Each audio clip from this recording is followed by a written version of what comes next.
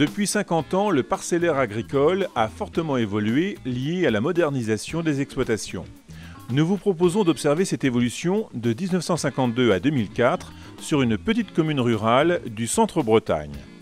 Dans un premier temps, nous vous proposons d'observer cette mutation au regard de la profonde transformation de notre société et de nos territoires.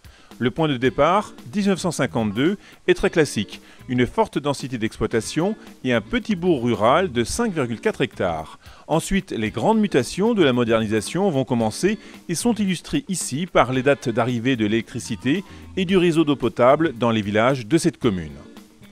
Nous vous proposons d'observer trois phénomènes. Tout d'abord, le nombre d'exploitations va chuter. La mécanisation de l'agriculture, les engrais chimiques, les avancées de la recherche sur les cultures, les productions animales vont moderniser très rapidement cette agriculture.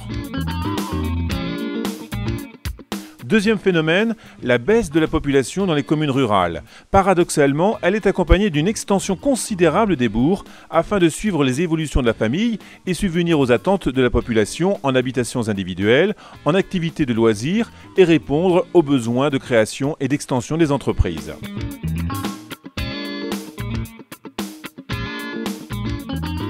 Ces trois phénomènes, sur 50 ans, sont synthétisés dans ce schéma.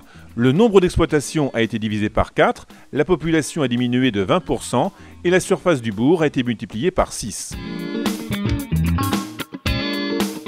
Deuxième étape de notre regard sur cette commune rurale, un focus sur l'évolution de foncier illustré par une portion de territoire de 100 hectares.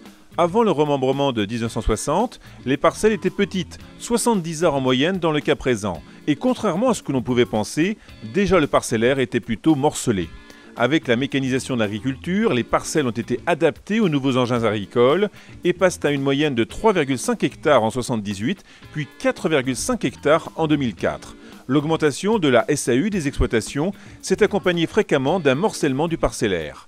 La recherche de terres d'épandage, de terres support de quotas laitiers a déstructuré le foncier. Ainsi, en 2004, elles rayonnent autour de 10-15 km de leur siège d'exploitation.